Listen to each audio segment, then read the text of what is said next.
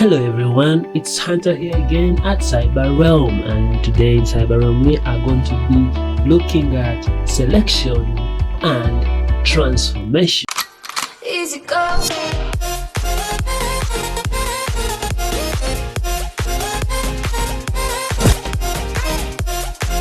Now I remember talking about this at first, but now I'm going to have to try and say something again about selection. I think I've spoken about selection, but the rest we shall cover in the middle of the video. So for example, I remember saying if you want to select something, just click the object and it will always be selected. Assuming we had very many other objects, once you just click, the way I'm clicking any of these objects, your objects will be selected. You can see that the object that is selected always turns to orange.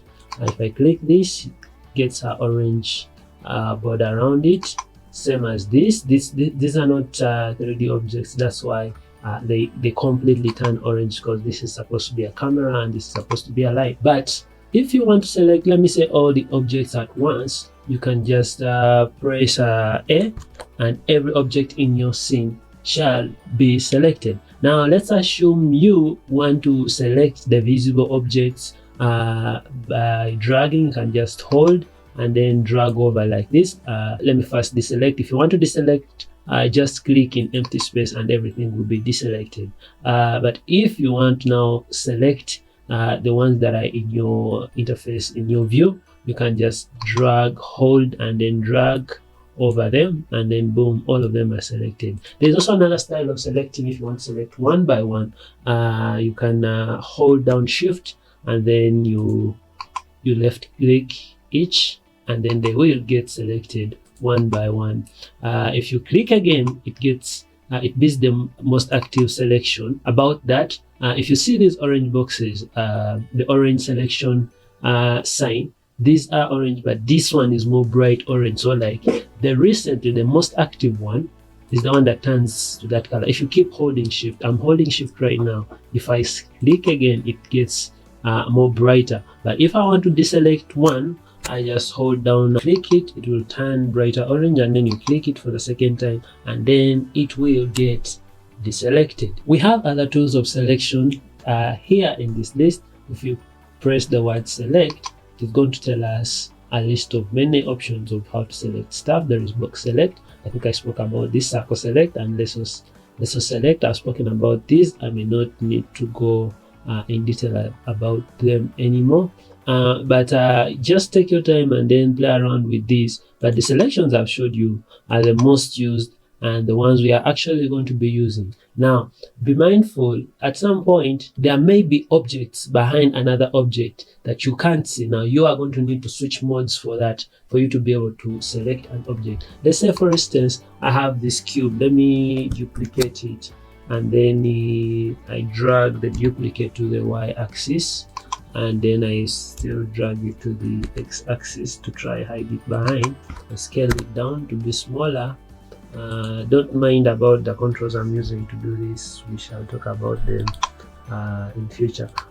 Now, that object is hidden. So let's assume you wanted to select that specific object. What you could simply do is you come up here and then you click this wireframe shading mode. When you click this, you see it shows the wireframe of the objects. Now the objects are in wireframe. So now if you drag over, you can select both of them. If you want to select the behind one, just click on its wireframe and then it shall be selected. Now let's have a simple talk about transformation. Now, what is transformation? Basically, transformation here in 3D is basically when you scale something, when you rotate something, or when you position something at a certain point. Now these boxes, each of them have transformation coordinates on them. You'll know about the coordinates, how to manipulate them in future. But basically transformation is maybe, let me say I want to scale this up. For instance, let me use a shortcut. I will explain how to do it just a minute. This is scaling. I'm simply scaling the object down, up, and then if I want to move it, I can basically move it from any point I want. This is moving the object to the transformation side, and then we can rotate it, for instance doing this, All this is possible in 3D using Blender. Now let's talk more about these transformation styles. For example, if you come here on this menu at the side, it has something that has looks like a cross, like a crosshair, something like that. If you click it, you can see there are lines that come on the selected object, and whenever you select a different object, the lines go to that object. If you select multiple objects, it comes to the center of all the objects. But let's try and select this object. And now when we look at these lines, there are 3 lines. We have the X, which is blue, we have the Y, which is green, and then we have the red, which is X. Now if I clicked this green and dragged it, the box will only move on the Y axis, either plus or negative. It is going to be only moving on the Y axis. Now if you want to reset the position of that, just press Alt G, and it will go back to its original state of where you moved it from. Let me try more about let's try moving it to the X. If you do this, it moves to the X. If you do this from the blue part, it moves to the Z only. So I'll press Alt G and then reset it. There we go. So basically that's how you transform from the direct straight line. Now let's say for instance you want to transform both to X and Y, but you don't want it to go upwards to the Z axis. There is this little box that comes between them.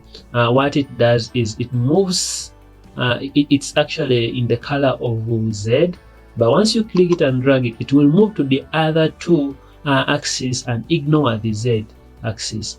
If for instance I did the same thing with the one that is in between Z and the Y, it will move from Z to Y between the 2 and will not go to the side of the X axis.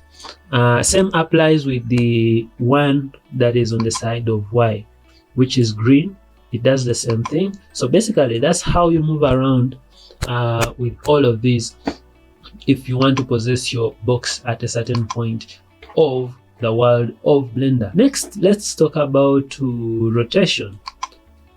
Now rotation is basically if you want to maybe change the, let me say, the degree of something. Let's just do it practical. If I click an object, this is the selected object, you can see that it has some round balls around it, something like a globe. If you clicked any of this and dragged it, you can see your cube turns around. Now all of these have different movements. I press, if you want to reset to its default, you can always press Alt R and it will go to default. But basically, let me just tell you something brief about these lines. The white big line means you're going to rotate around your view, like this rotates around the viewport, what you're seeing, because it will always be facing the camera. If I reset again, okay, let's just go like that.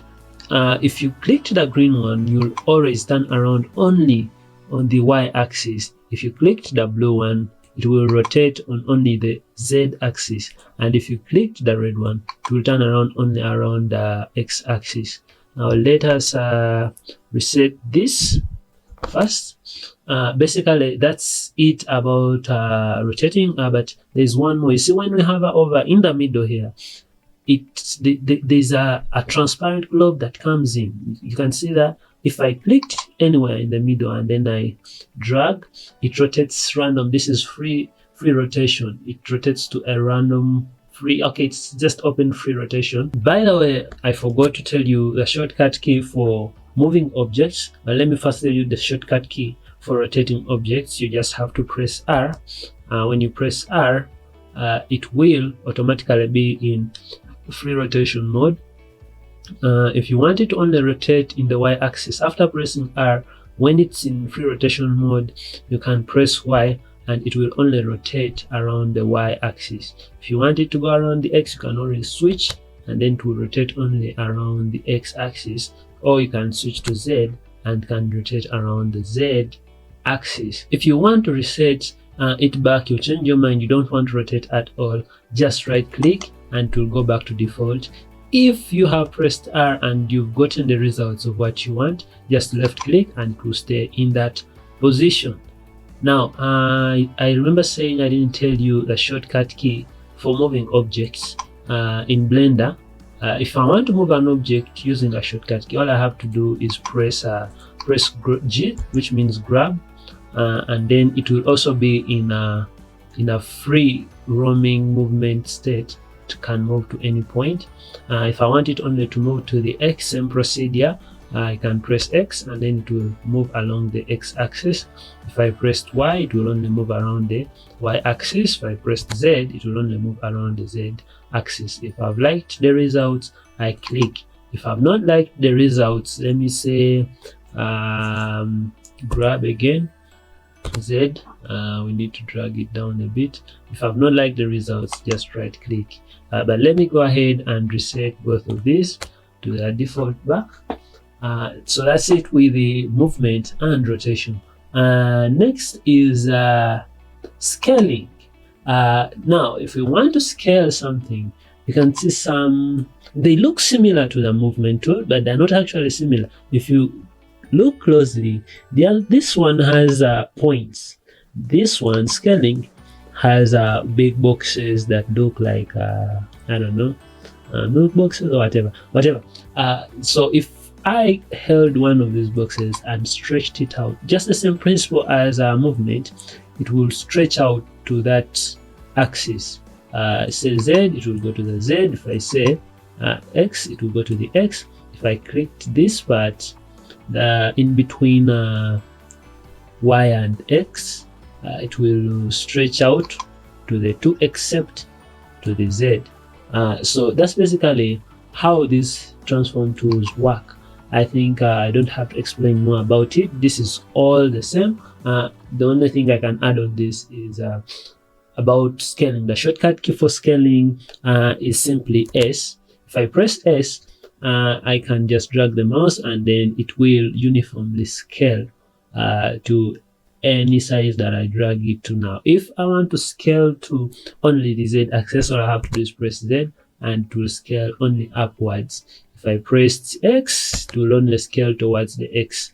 If I pressed Y, it will only do the same for the Y.